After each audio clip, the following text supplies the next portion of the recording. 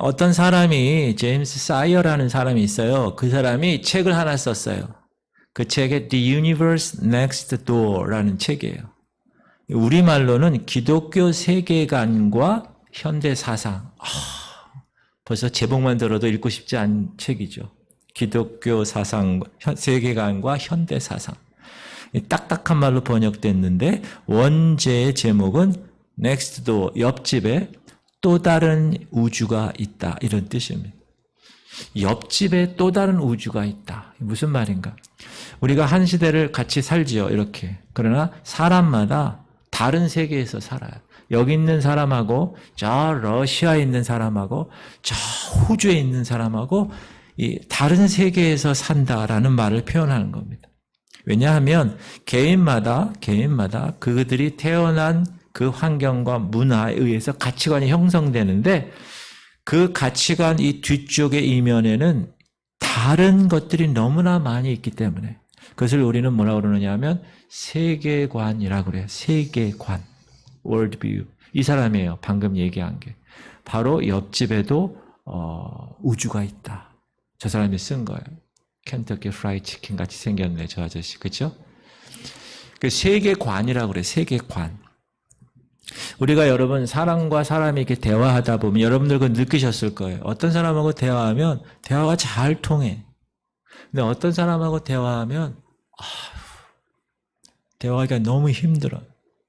잘 통하는 사람끼리를 만나면 왜 잘 통하느냐 하면 이 공유하는 것들이 비슷해서 그래요.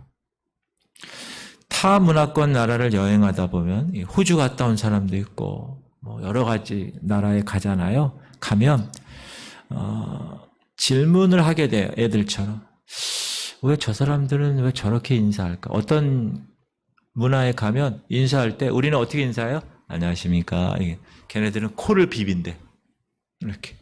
그리고 저쪽에 코 큰 사람들은 어떻게 인사하냐면 이렇게 허깅해. 이렇게. 뽁뽁 이렇게 하고. 그러면 저 사람들은 왜 저렇게 인사하지? 그리고 어떤 곳에 가면 이상한 음식을 먹어요.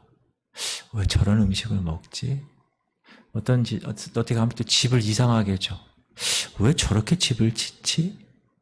이렇게 질문을 할 때가 있어요. 자, 어떤 세계관을 가졌느냐, 그 사람이.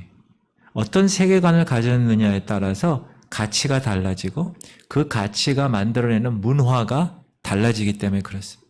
그래서 우리 믿는 사람들이 가치관이 비슷한 사람들끼리 있는 상황에서 전도하는 것은 쉬워요.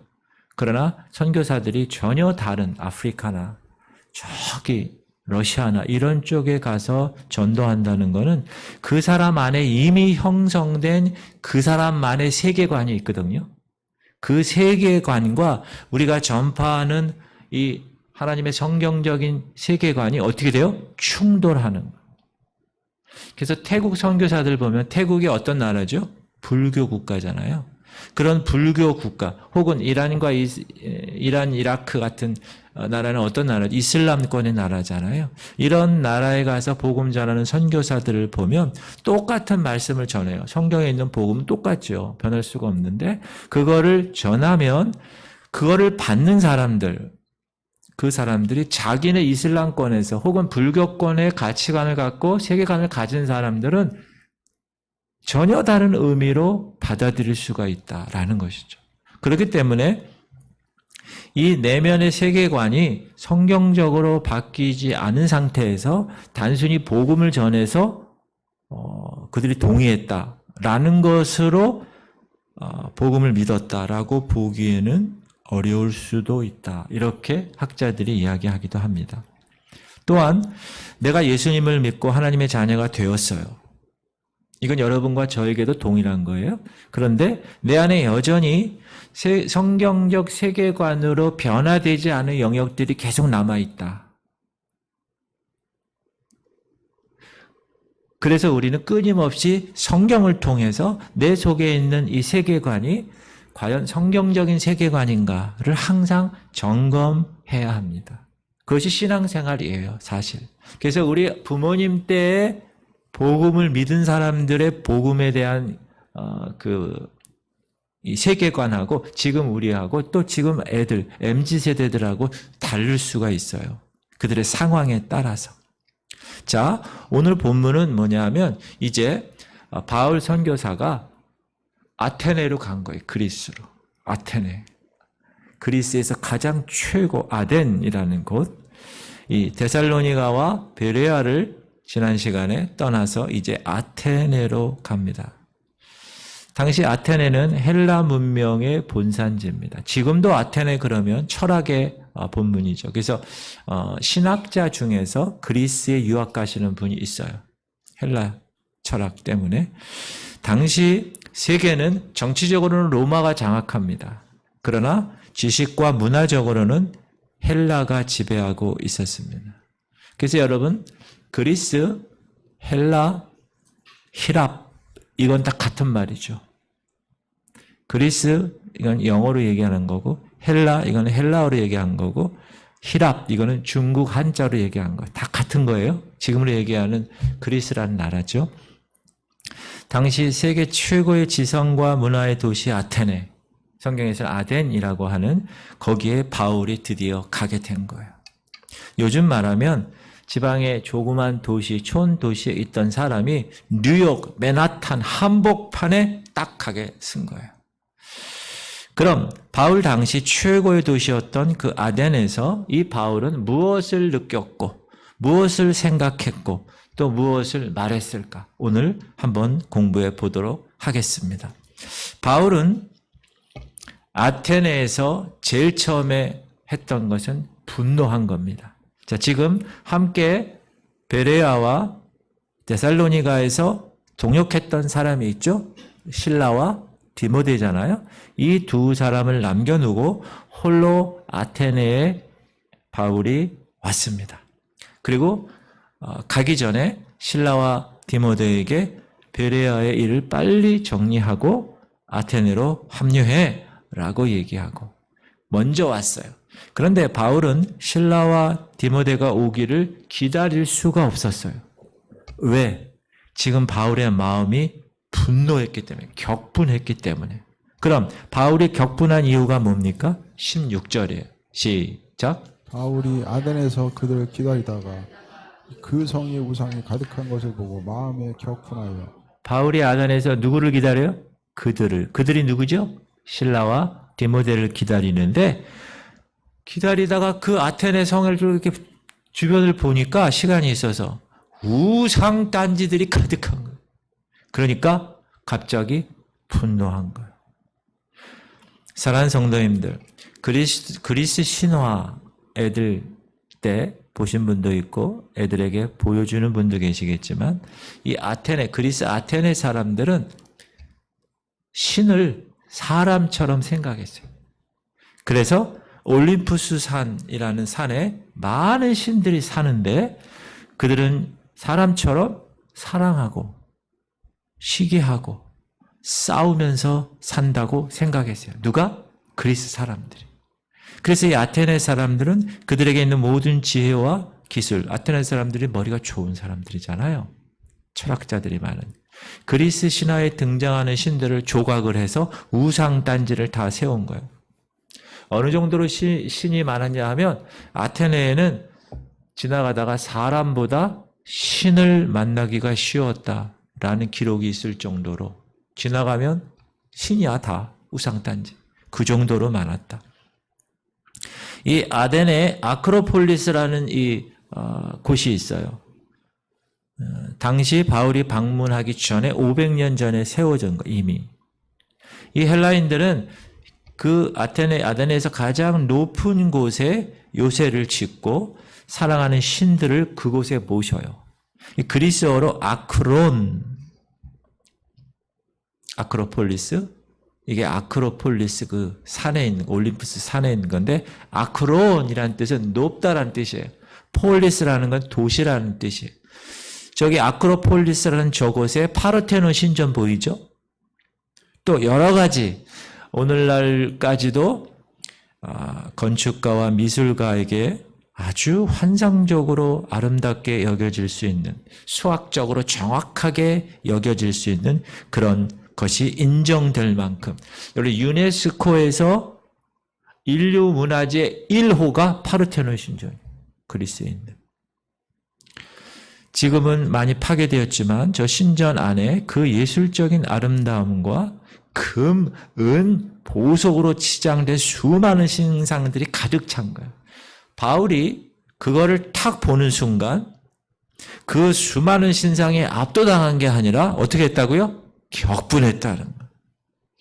하나님이 인간에게 주신 그 지혜와 그 기술이 하나님을 경배하고 높이는 데 사용되지 않고 우상 만들고 거짓을 숭배하는 데 사용되고 있는 그 현장을 보는 순간 이 바울의 마음은 분노하지 않을 수가 없었다.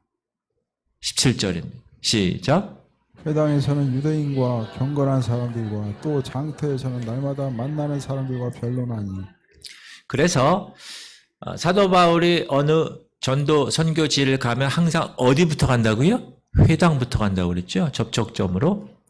회당에 가면 이미 구약 시대에 구약의 성경 말씀을 다 알고 있는 사람들이 있기 때문에 그 구약 시대 때 준비하고 기다렸던 그 메시아가 예수라는 걸 알게 하기에 너무 편하니까 회당에 갔어요. 그래서 동료 실라와 디모데를 기다리지 못하고 회당에서 혹은 장터에서 사람들을 만나서 변론하기 시작합니다. 사랑하는 성도님들, 여러분은 이 세속화된 도시에서 살고 있는데 매일 우리는 지금 무엇을 보고 있는가 한번 점검해야 합니다. 세상을 창조하신 하나님이 마땅히 경배를 지금 받고 있는가? 아니면 하나님의 형상을 따라 지음받은 인간이 지식과 과학과 기술을 통해서 개인의 욕망을 향하여 다름질하는 모습을 보고 있는가? 여러분들은 지금 이 어그러진 세상을 보면서 혹시 바울처럼 분노를 느낍니까? 아니면 세상의 거대한 흐름 앞에 무력함을 느끼십니까? 세상을 지배하는 거대한 힘이 반드시 있지요. 우리 한 사람 한 사람 개인으로 보자면 그 거대한 힘 앞에는 아주 무력한 존재로 보일 수 있습니다. 그러나 세상을 창조하시고 섭리하시고 그리고 어느 날 세상을 심판하실 하나님을 믿는 우리는 이 세속도시를 바라보면서 속상해해야 되고 안타까워해야 되고 하나님이 다스리신 올바른 이 모습을 회복되기를 간절히 소망해야 합니다. 정말 그리스도인들마저 그런 생각조차 하지 않고 살아간다면 희망이 없는 거예요. 그 나라와 그 사회는. 그래서 바울이 이제 그 유명한 그리스 철학자들, 오늘 18절에도 나오는데 그 에피쿠로스 학파와 스토아 우리가 학교에서 배웠잖아요. 그 철학자들과 마음이 격분해가지고 가만히 있지 못하고 튀어나가서 그 사람들과 변론합니다. 뭐랑 부딪히는 거예요? 그 유명한 세계 최고의 헬라 철학과 부딪히는 거예요. 18절 시작. 어떤 에피쿠로스와 스토아 철학자들도 바울과 쟁론할세 어떤 사람은 이르되 이 말쟁이가 무슨 말을 하고자 하느냐 하고 어떤 사람은 이르되 이방신들을 전하는 사람인가 보다 하니 이는 바울이 예수와 부활을 전하게. 여러분 철학이라는 거는 여러분 철학 좋아하세요? 철학? 철학이라는 것은 세상의 근본 원리를 공부하는 것, 인간의 본질을 탐구하는 학문입니다. 그리고 우리가 고대 철학자라고 하면 생각나는 사람이 누가 있어요? 너 자신을 알라. 무슨 테스? 소크라테스. 나우나가 부르는 그 테스형. 그게 소크라테스예요. 그 다음에 플라톤, 소크라테스의 제자 플라톤. 그리고 우리가 알고 있는 아리스토텔레스. 이 세 사람, 유명한 세 사람이에요. 바울이 아테네를 방문하기 400년 전에 그 아테네에서 활동했던 철학자들입니다. 바울은 바로 그 철학의 본산지인 그 아테네 그 후예들과 지금 쟁론을 벌이고 있는 겁니다. 오늘 말씀에 등장하는 18절에 에피쿠로스 학파와 스토아 학파는 헬라 철학의 양대 산맥입니다. 아리스토텔레스와 플라톤. 라파엘로라는 화가가 그림 하나 그렸는데 이런 그림이에요. 많이 봤죠, 여러분? 많이 봤을 거예요. 저 그림 이름이 아테네 학당이라는 그림입니다. 작품입니다. 근데 그 중심에 두 사람, 저 가운데 두 사람, 센터에 두 사람이 있어요. 빨간 옷, 파란 옷. 네, 제가 더 가까이 보여드릴게요. 이렇게. 요 두 사람의 손을 주목할 필요가 있습니다. 자, 왼쪽에 나이가 더 많아 보이는 사람은 손끝을 어떻게 하고 있어요? 하늘로 향하고 있고, 오른쪽에 좀 젊어 보이는 사람은 손바닥을 땅을 향하고 있습니다. 자, 오른쪽에 손바닥을 땅을 향하고 있는 사람이 아리스토텔레스고, 그 아리스토텔레스는 세상의 근원이 물질에 있다고요. 경험에 있다고 생각한 사람입니다. 이 사람들이 아까 우리가 18절 읽은 에피쿠로스 철학자들입니다. 이들은 인간의 본질이 어디 있다고요? 물질에 있다는 거예요. 그래서 내세는 존재하지 않는 거예요. 모든 고통과 불안으로부터 해방된 쾌락, 그걸 최고의 선으로 생각한 사람들이에요. 누가요? 에피쿠로스 학파들이.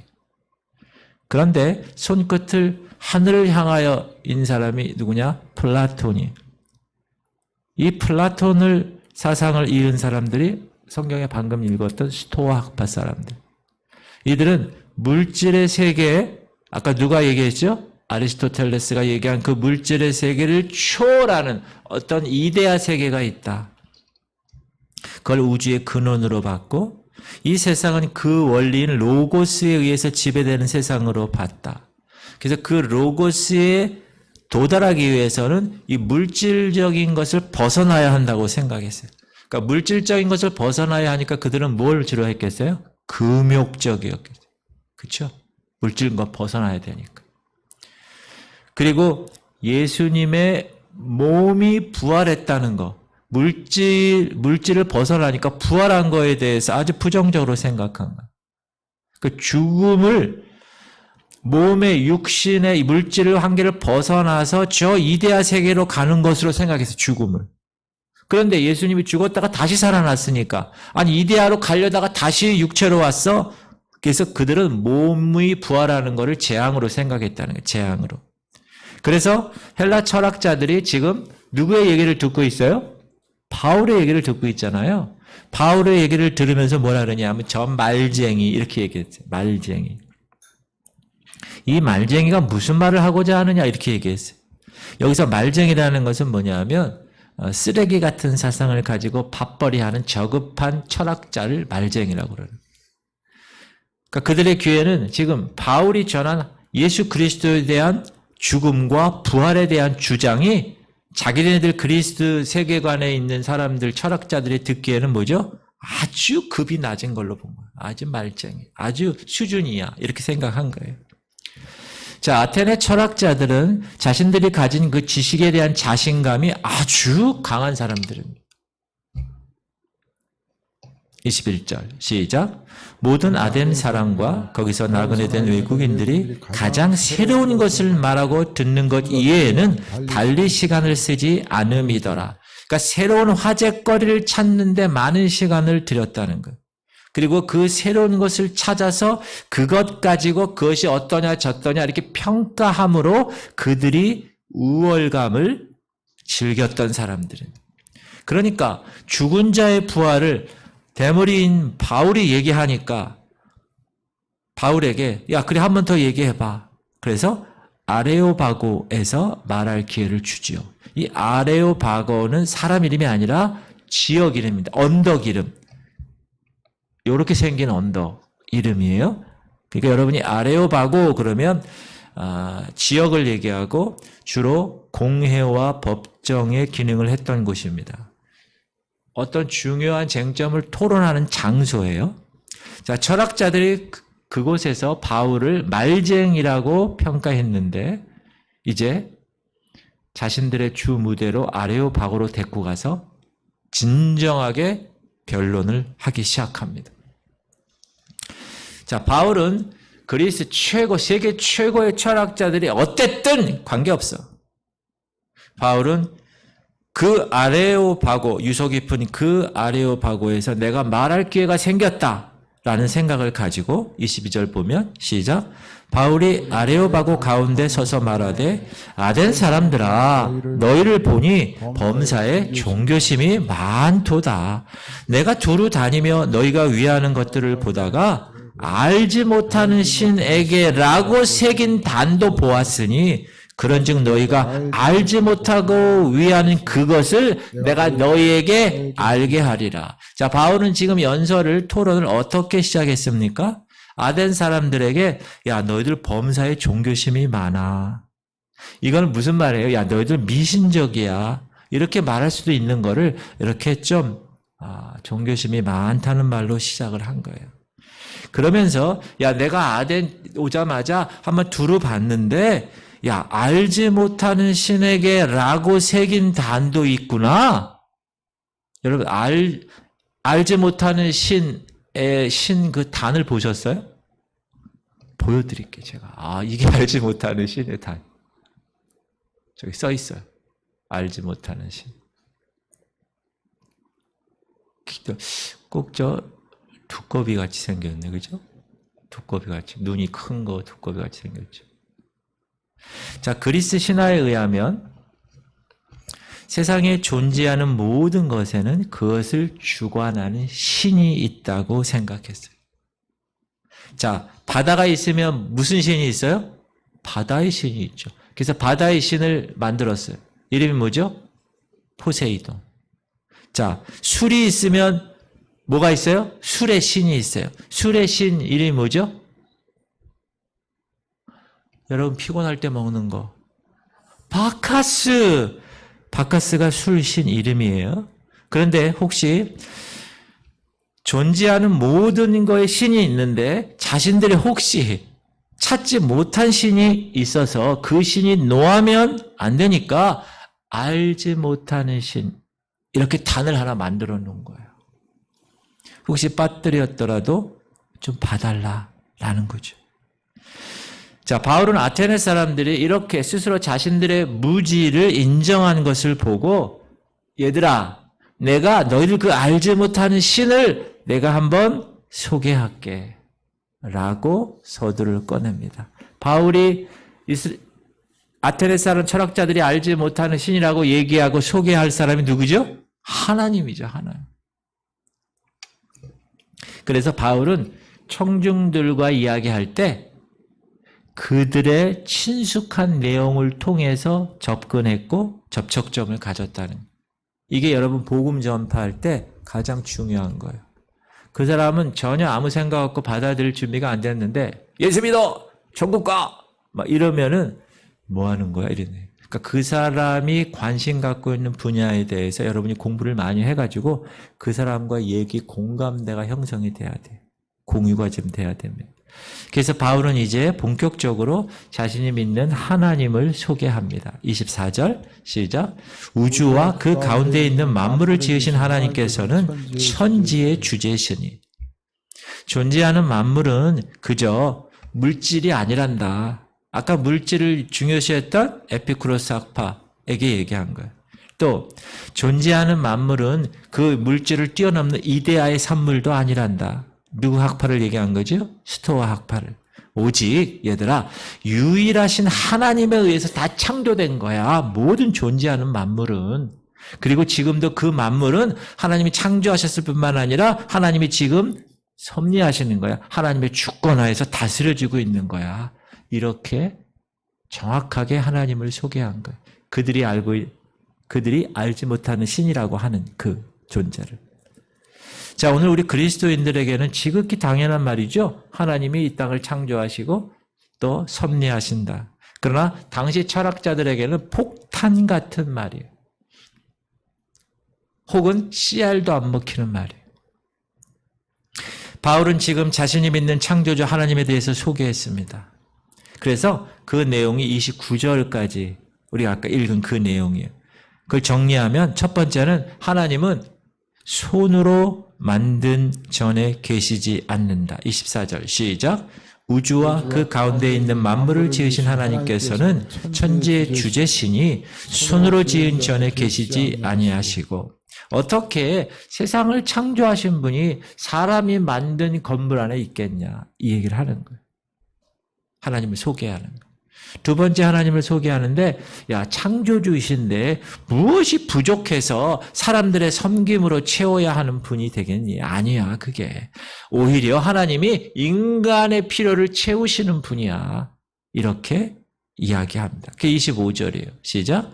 또 무엇이 부족한 것처럼 사람의 손으로 섬김을 받으시는 것이 아니니 이는 만민에게 생명과 호흡과 만물을 친히 주시는 이심이라. 주시는 이시지 뭐 받으려는 분이 아니란다. 세 번째는 그분이 창조주인데 인간의 삶의 연대, 경계 정하시고 하나님을 더듬어 발견할 수 있도록 바로 우리 옆에 계셔. 너희들이 찾아봐. 만날 수 있을 거야. 그 얘기를 하는 거예요. 시작. 인류의 모든 족속을 한 혈통으로 만드사 온 땅에 살게 하시고 그들의 연대를 정하시며 거주의 경계를 한정하셨으니 이는 사람으로 혹 하나님을 더듬어 찾아 발견하게 하려 하심이로되 그는 우리 각 사람에게서 멀리 계시지 아니하도다. 그리고 네 번째는 하나님은 생명의 근원이셔. 그래서 하나님이 인간에게 의존하지 않아. 인간이 하나님께 의존하는 거야. 정확한 말을 28절 9절에서 합니다. 시작. 우리가 그를 힘입어 살며 기동하며 존재하느니라. 너희 시인 중 어떤 사람들의 말과 같이 우리가 그의 소생이라 하니 이와 같이 하나님의 소생이 되었은즉 하나님을 금이나 은이나 돌에다 사람의 기술과 고안으로 새긴 것들과 같이 여길 것이 아니니라. 바울이 소개하는 그들이 알지 못하는 신, 그 하나님에 의하면 지금 아덴에 있는 사람들은 뭐죠? 다 어리석은 짓만 해온 거죠. 그렇죠? 참 불쌍한 거죠. 그거를 이 바울 사도가 정확하게 얘기해 준 거예요. 그리고 그것으로 끝난 게 아니라 바울은 도전합니다. 회개해.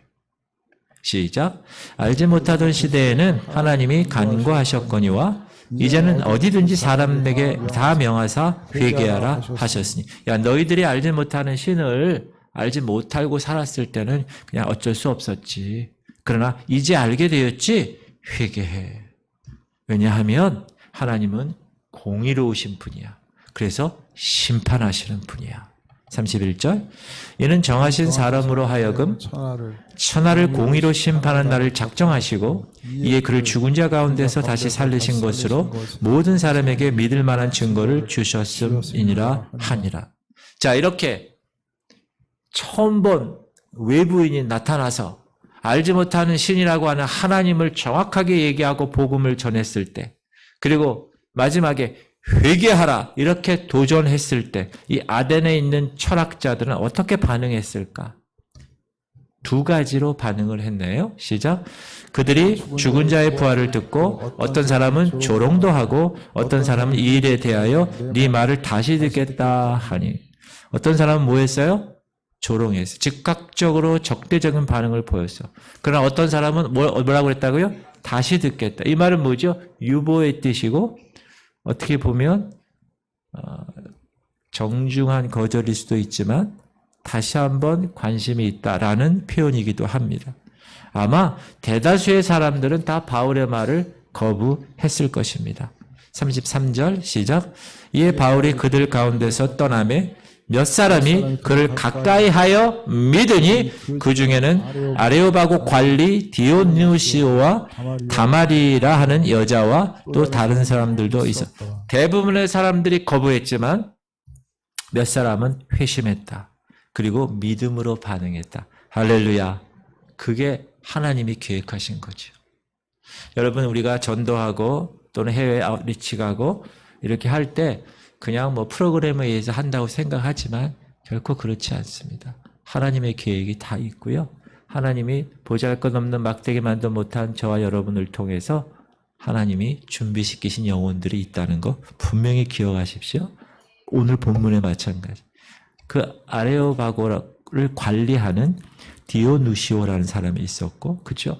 이 디오누시오라는 사람은 이 아레오바고의 관원이니까 그동안에 그 수많은 철학적 연설을 얼마나 들었겠어요. 관리인이니까.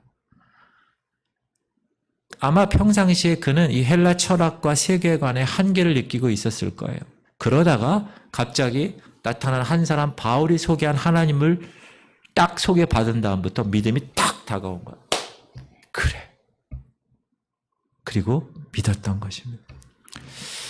오늘 말씀은 바울 당대 최고의 철학과 문화를 자랑했던 아테네에서 어떻게 바울이 복음을 전했는가를 전해주고 있습니다.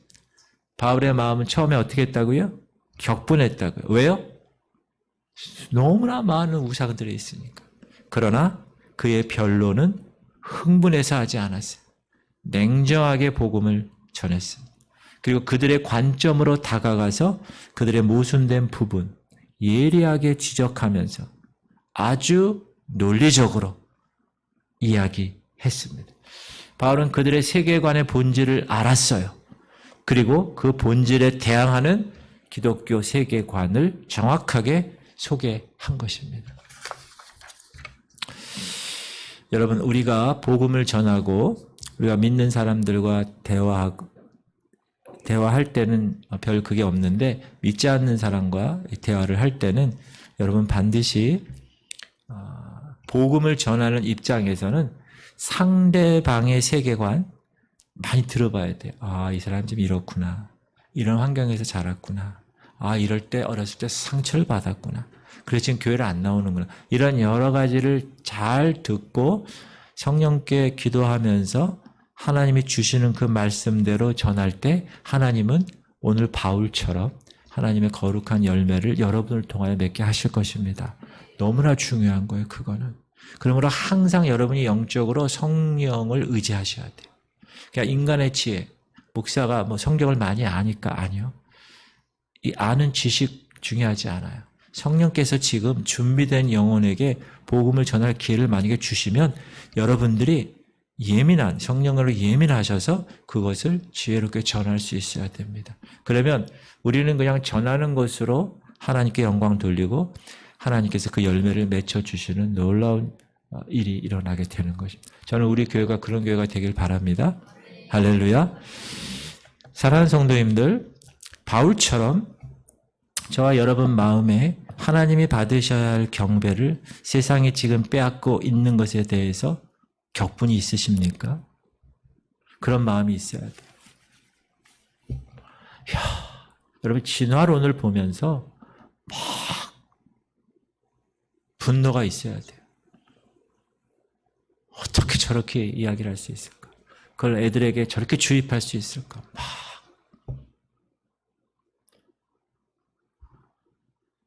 여러 가지 여러분들이 영적으로 예민하실 수 있어야 합니다. 그러나 그것 때문에 막 흥분돼서 막 열정만을 가지고 막 복음을 전한다? 그러면 좌충우돌할 수 있습니다. 여러분이 고민하셔야 돼요. 세상 사람들의 세계관이 지금 무엇을 향하고 있는가? 분별할 수 있어요.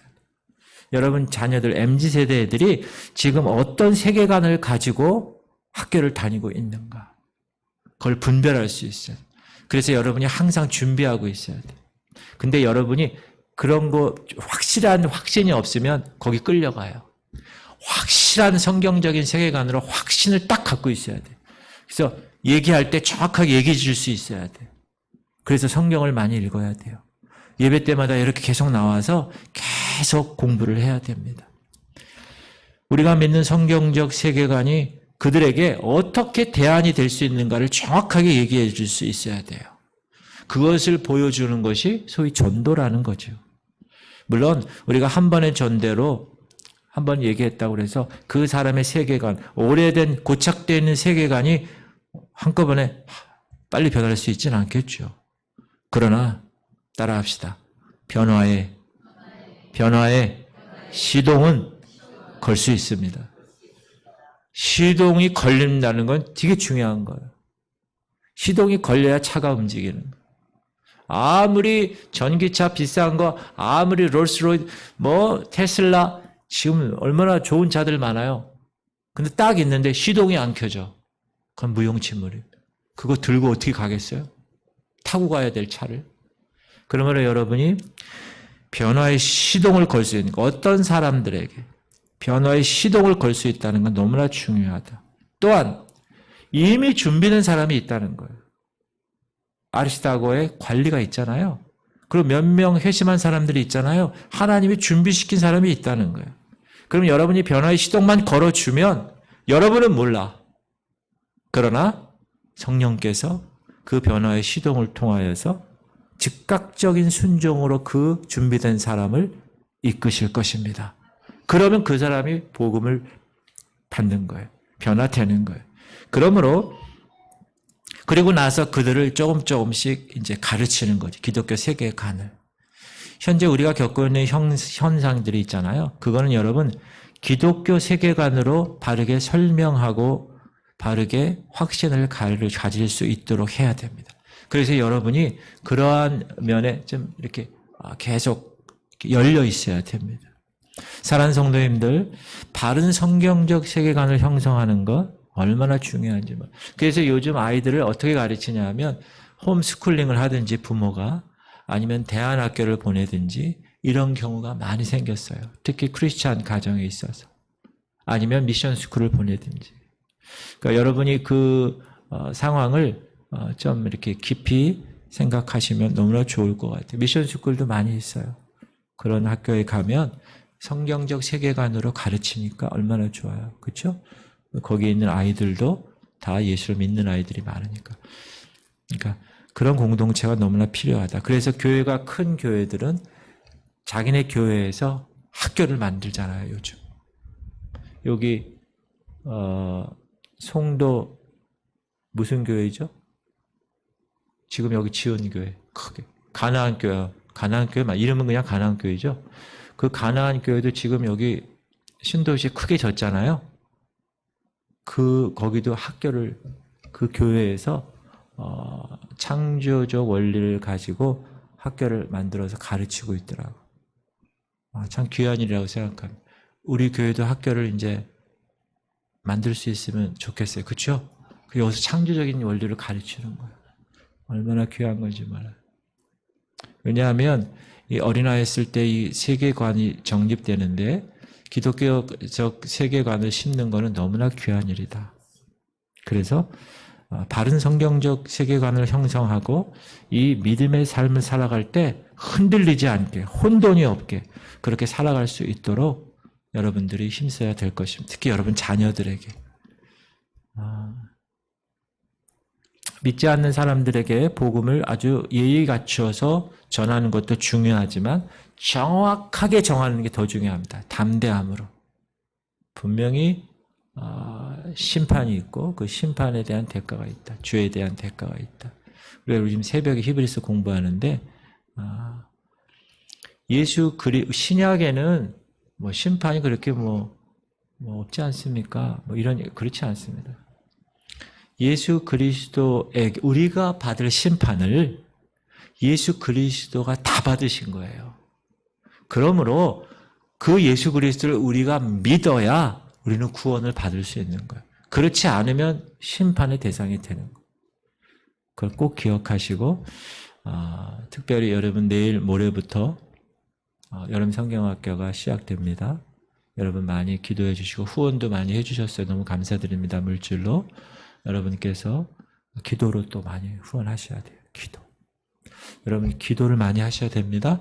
기도해야 아무리 전도사님이 준비하고 교사들이 준비하고 여전도에서 준비하고 이래도 우리 기도가 부족하면 되잖아요. 계속 기도해요.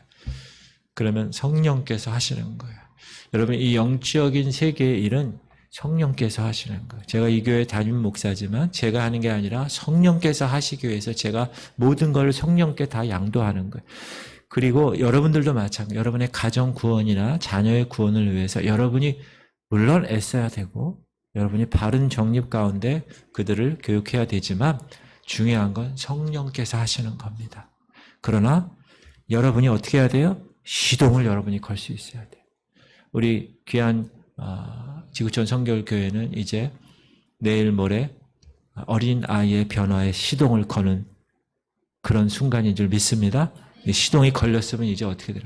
여러분 옛날에 오토 아니고 1단, 2단, 3단, 4단 스틱으로 운전해 보셨죠? 처음에 큰 힘을 요구하는 건 1단이야.